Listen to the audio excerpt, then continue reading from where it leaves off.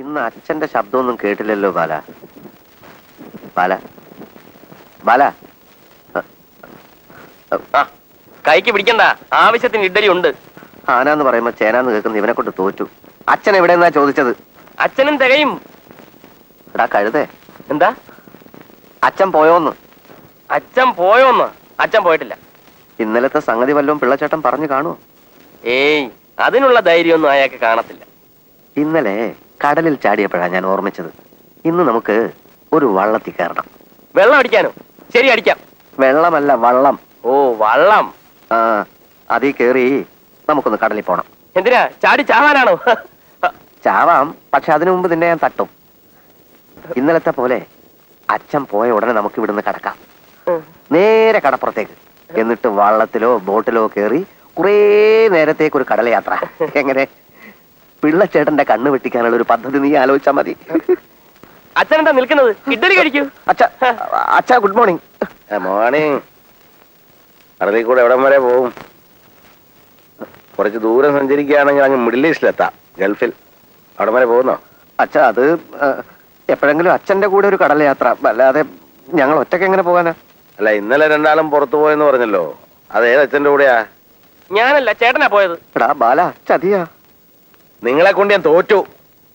ഓഫീസിൽ ചെന്നാലും സ്വസ്ഥതയില്ല. ഓരോ ദിവസവും രണ്ടാളെ എന്തൊക്കെ ചെയ്തു കൂട്ടുന്നുള്ള ടെൻഷനാ. ഇപ്പൊ ഉള്ള സങ്കടത്തിന് പുറമെ നിങ്ങൾ എന്തിനാ എന്നെ ഇങ്ങനെ കഷ്ടപ്പെടുത്തുന്നേ? അച്ഛാ, വീട്ടിൽ എത്ര നേരം ഇരിക്കും? ഇവിടുന്ന് ഇറങ്ങി പോരെന്ന് പറഞ്ഞ് അച്ഛൻ അങ്ങ് പോവും. പിന്നെ ഒരു ദിവസം തീരാൻ എത്ര മണിക്കൂറുണ്ട്? പിള്ളച്ചേട്ടന്റെ മുഖം എത്ര എന്നും പറഞ്ഞ് കണ്ടോണ്ടിരിക്കും. പുറത്തിറങ്ങിയാൽ ആളുകളുടെ ശബ്ദം കേൾക്കാം, വാഹനങ്ങളുടെ ഇരമ്പൽ കേൾക്കാം, പുതിയ പുതിയ സ്ഥലങ്ങൾ കാണാം, പല പല കാഴ്ചകൾ കാണാം. ഞങ്ങൾക്ക് അത്രയും നേരം ഞങ്ങളുടെ വിഷമങ്ങൾ മറക്കാം അച്ഛ. പറഞ്ഞൊക്കെ ഓർമ്മയുണ്ടല്ലോ. ഉച്ചയ്ക്ക് 2 മണി. അതിനിടയിൽ പാട്ട് കേൾക്കുകയോ ഐസ്ക്രീം കഴിക്കുകയോ എന്ത് വേണമെങ്കിലും ആകാം. പാർക്ക് വിട്ട് പുറത്തു പോകാൻ പാടില്ല. 2 മണിക്ക് ഇതേ സ്ഥലത്ത് ഇതേ കാറ് വന്ന് നിന്ന് ഹോൺ അടിക്കുമ്പോ 2 പേര് ഇതേ ഷേപ്പിൽ ഇതേ സ്ഥലത്ത് ഹാജരായിരിക്കണം. അച്ഛൻ ധൈര്യമായിട്ട് പോകും.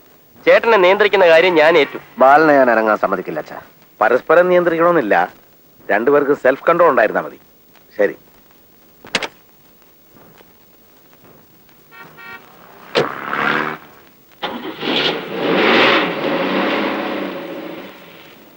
വാ.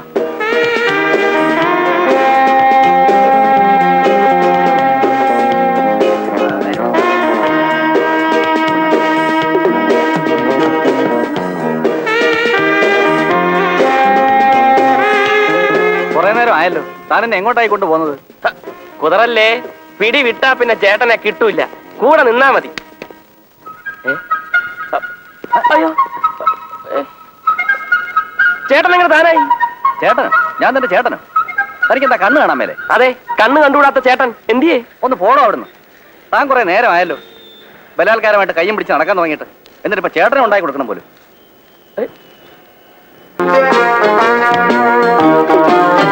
ഇങ്ങനെ ചുമ്മാ നടന്നിട്ട് ഒരു രസവുമില്ല. നമുക്ക് എവിടെയെങ്കിലും പോയി കുറച്ചേരം ഇരിക്കാം. ചേട്ടന്റെ ഇഷ്ടം. നീ എന്താ ശബ്ദം മാറ്റി സംസാരിക്കുന്നത്? ജലദോഷമാ ചേട്ടാ, ചിലപ്പോ തണുപ്പ് കൊണ്ടിട്ടാവും. കാലത്തൊന്നും അങ്ങനെ ഉണ്ടായിരുന്നില്ലല്ലോ. ഏതായാലും നീ വാ, ഉച്ചവരെ സമയമുണ്ടല്ലോ. ജലദോഷമൊക്കെ നമുക്ക് മാറ്റാം.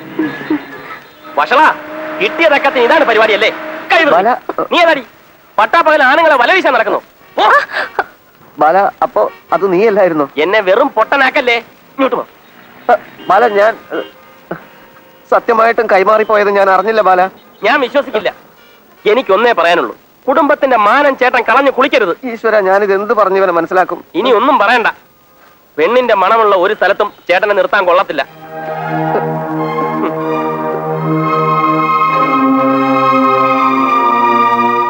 ഉച്ചയ്ക്ക് 2 മണിക്ക് അച്ഛൻ നമ്മളെ കൊണ്ടുവിട്ട സ്ഥലത്തെത്തും. മദ്യം മണത്താൽ ഇന്ന് കിട്ടിയ സ്വാതന്ത്ര്യം ഇന്നത്തോടെ തീരും. എന്നെ നീ ഒരു സ്ത്രീലമ്പടനായി കണക്കാക്കിയില്ലേ? എനിക്കത് താങ്ങാൻ പറ്റില്ല. ഇന്ന് ബോധം കിടന്നു വരെ ഞാൻ ഇവിടെ ഇരുന്ന് കുടിക്കൂടാ. ചേട്ടാ വിടാ. സോറി. എല്ലാ ബാറും കവർ ചെയ്തുള്ള വരവാ. ഒന്ന് ഒതുങ്ങിയ. ഒരു ബിയറും ഒരു ഗ്ലാസും. ഗ്ലാസ് 2 ആയിക്കോട്ടെ.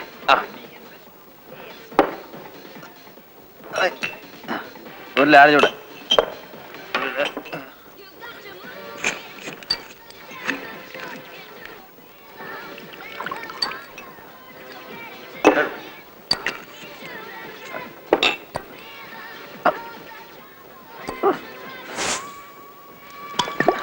1.5 കൂടെ. അവിടെ.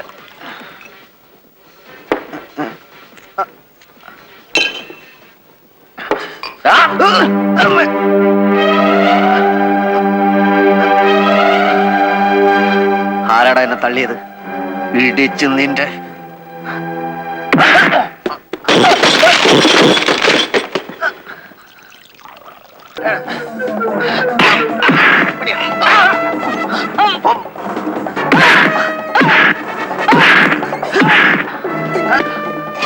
അടുത്തേക്ക് വേടാ, അടുത്തേക്ക് വേടാ.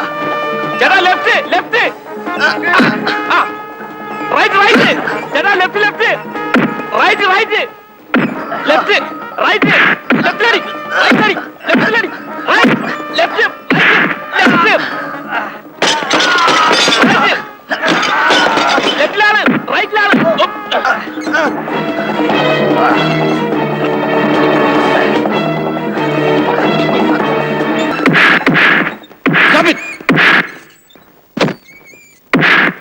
നിർത്തുക.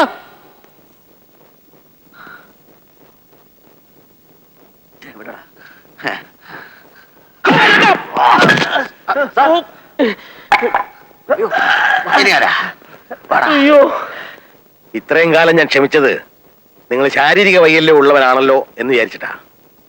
മദ്യപിക്കുക, തെണ്ടിപ്പിള്ളേരെ പോലെ ബഹളം ഉണ്ടാക്കുക, പോലീസ് ഇൻസ്പെക്ടറെ തല്ലുക, ഇതൊന്നും വൈകല്യം കൊണ്ട് സംഭവിച്ചല്ലോ.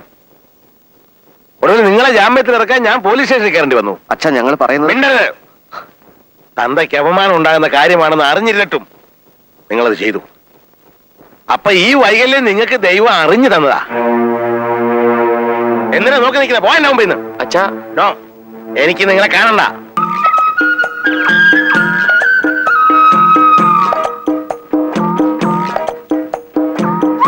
കാക്കിച്ചേട്ടാ,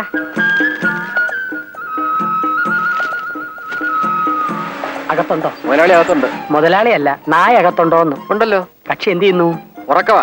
നല്ല ഉറക്കമാണോ? ഊർക്കം വലിച്ച് ഉറക്കവാ. അയ്യോ, ഇന്നലത്തെ നൈറ്റ് ഡ്യൂട്ടിയുടെ ക്ഷീണം കൊണ്ടായിരിക്കും. നിക്ക് നിങ്ങളെ പോലുള്ളവർക്കുള്ള ഷെയർ മുതലാളി എന്റെ കയ്യിൽ തന്നിട്ടുണ്ട്. ഞാൻ പിച്ചക്കാരനല്ല, എന്നെ കണ്ടാൽ അങ്ങനെ തോന്നുമെങ്കിലും ഇവിടുന്ന് ഒരു എഴുത്ത് കിട്ടിയിട്ട് ഞാൻ വന്നതാണ്. സോറി, കണ്ടപ്പോ ഒരു തെണ്ടിയെ പോലെ തോന്നി, അതുകൊണ്ടാ. മുതലാളി അകത്തുണ്ട്, ചെന്നാട്ടെ. എന്നില്ല വെളുപ്പം രാവിലെ എന്റെ നേർക്ക് നീട്ടിയ നാണയമില്ലയോ, അതെന്റെ തന്നെ ഇരുന്നോട്ടെ. നീ എന്നേ വാലടച്ചേരെ. നമസ്കാരം. എന്തിനാണോ ഇവരൊക്കെ അകത്തോട്ട് പറഞ്ഞു വിടുന്നത്? അവിടുന്ന് എന്തെങ്കിലും കൊടുത്ത് പറഞ്ഞു വിട്ടുകൂടെ? എന്നെ പിച്ചക്കാരനാക്കല്ലേ പിള്ളേണ്ണ. അയ്യോ, കുട്ടികളെ നോക്കാൻ വേണ്ടി അന്ന് ഞാൻ സാറിനോട് പറഞ്ഞില്ലേ? ഓ, പിള്ളേച്ചേട്ടന്റെ വകയല്ല അനിയെന്ന് പറഞ്ഞത്. എന്താ പേര്? കൃഷ്ണൻകുട്ടി. സ്വദേശം? തൃപ്പൂണിത്തുറ. എന്തായിരുന്നു പണി? ഉദംപൂരിൽ മിലിറ്ററി മെയിൽ നഴ്സായിരുന്നു. കുടുംബ പ്രശ്നം കാരണം പണി വിട്ടിങ്ങി നാട്ടിലേക്ക് പോന്നു. പണ്ടത്തരമായി പോയി. എനിക്കും ഇപ്പൊ അങ്ങനെ തോന്നുന്നു. ആ, ശമ്പളമൊക്കെ പിള്ളേച്ചേട്ടൻ തീരുമാനിച്ചോളൂ. താമസം ഇവിടെ തന്നെ ആയിക്കോട്ടെ. ഓ, ഇവിടെ ആ, പിന്നെ സ്വല്പം വെടിപ്പും വൃത്തിയായിട്ടൊക്കെ നടക്കണം. ഈ മുടിയൊക്കെ ഒന്ന് ഒതുക്കി വെക്കണം. അത് മാത്രം എന്നോട് പറയരുത്. അതെന്താ? മുടി ഒതുക്കാൻ തിരുവനന്തപുരത്ത് ഒരു വൈദ്യരുണ്ടാക്കിയ ഹെർബൽ ഓയിൽ വാങ്ങിച്ച് തേച്ചതാണ്. അതിനുശേഷമാണ് ഇതിങ്ങനെ എഴുന്നേറ്റ് നിൽക്കാൻ തുടങ്ങിയത്. ഇനി ഇത് താഴുമെന്ന് എനിക്ക് യാതൊരു പ്രതീക്ഷയില്ല. ആ കാരണം പറഞ്ഞ് എന്നെ ജോലിയിൽ നിന്ന് കളയരുത്. ആ, എന്തായാലും വൃത്തിയും മെനയായിട്ടൊക്കെ നടക്കണം. ആ, പിന്നെ കുട്ടികളുടെ കാര്യം പറയുകയാണെങ്കിൽ എനിക്ക് വലിയ വിശ്വാസമൊന്നും ഇല്ല. താനൊന്ന് ശ്രമിച്ചു നോക്ക്. ആ കാര്യത്തെക്കുറിച്ച് സാറ് വിഷമിക്കണ്ട. എല്ലാ കാര്യങ്ങളും ഭംഗിയായിട്ട് ഞാൻ നോക്കിക്കോളാം. പിള്ളേച്ചേട്ടാ, ഇതോ കുട്ടികളൊന്ന് പരിചയപ്പെടുത്തി. ആ, അകത്തേക്കല്ല ചെല്ല്. ഇത് വാങ്ങിക്കേ. ഓ, ഇത് സിനിമ ടാക്കീസ് ആണോ വീടാണോ? വീട് തന്നെ. കുട്ടികൾ മുകളില. എന്താ താഴെ സൗകര്യമില്ലേ? അവർക്ക് സൗകര്യമില്ല. ആ. ആ, വാ. മുലകുടി മാറാത്ത കുട്ടികളായിരിക്കും. 2 നിപ്പിൾസ് ഞാൻ എക്സ്ട്രാ കരുതിയിട്ടുണ്ട്. ഛേ, ഇതങ്ങനെ കുട്ടികളൊന്നുമല്ല, പ്രായപൂർത്തിയായവരാ. അഡൽസ് ഉള്ളിയോ? അവരെ നോക്കാൻ എന്തിനാ ആള്? ആ? പത്താണോ? വട്ടല്ല, വൈകല്യം. ഹാൻഡിക്രാഫ്റ്റ്. സാറിന്റെ ഒരു വിധി. മൂത്ത മകൻ ജന്മനാണ്. ബ്ലിൻഡ്. ഇളയവന് 12 വയസ്സുള്ളപ്പോ ഒരു കാർ ആക്സിഡന്റിൽ ഭാര്യ മരിച്ചു. ഇളയവന്റെ കേൾവിയും പോയി. തലക്കടിയേറ്റ് ഞരമ്പേതോ മുറിഞ്ഞാണത്രേ. എത്ര കാശാ വാരിക്കോരി ചെലവാക്കിയതെന്നറിയാമോ? ചികിത്സിക്കാത്ത സ്ഥലങ്ങളില്ല, കാണാത്ത ഡോക്ടർമാരില്ല. എന്നിട്ടെന്താ? കാഴ്ചയും കേൾവിയും ഒരിക്കലും തിരിച്ചിട്ടില്ലെന്ന് ഡോക്ടർമാർ വിധി എഴുതി. കഷ്ടം. സാറാണെങ്കിൽ മക്കൾക്ക് വേണ്ടി മാത്രമാണ് ജീവിക്കുന്നത്. Poor father. എന്നാൽ അവറ്റകളോ കണ്ണു തെറ്റിയാൽ വെളിയിൽ ചാടും. Bloody fellows. പാവം സാർ, എന്താ ചെയ്യാ? നാട്ടുകാരുടെ പരാതി കേൾക്കാനേ നേരമുള്ളൂ. ഇനിയിപ്പൊ അവരെ നിയന്ത്രിക്കേണ്ടതും നേർവഴിക്ക് കൊണ്ടുപോകേണ്ടതും ഒക്കെ നീയാ. ഈ രണ്ട് കാര്യങ്ങളും ഞാൻ ഏറ്റു. നിയന്ത്രണവും നേർവഴിയും. ആ ഇതാ ഒരാള്. നമസ്കാരം. ഉണ്ണി, ഞാനൊരു കൃഷ്ണൻകുട്ടിയുടെ കാര്യം പറഞ്ഞിരുന്നില്ലേ ഉവ്വ്. നിങ്ങളുടെ സഹായത്തിന്? ആ. ആ ആളാണിത്. ഇങ്ങനെ ചെവിക്കകത്ത് അലറിയിട്ടാണോ ഇയാള് സഹായിക്കുന്നത്? ഓ, ഇയാളാണ്. ഏതാളാണ്? ഒന്നുമില്ല, ക്ഷമിക്കണം, തെറ്റിദ്ധരിച്ചതാണ് ഞാൻ. ആ, ഇതാണ് ബാലൻകുഞ്ഞ്. ആ ചെവി ഒട്ടും കേട്ടൂടെ? പക്ഷേ പരിചയമുള്ളവരുടെ ചുണ്ടനക്കം കണ്ടാൽ ബാലൻകുഞ്ഞിന് ഒട്ടനെ മനസ്സിലാവും. ഓ, ചെണ്ടക്കാരനാണല്ലേ? ഒട്ടും കേട്ടൂടാ.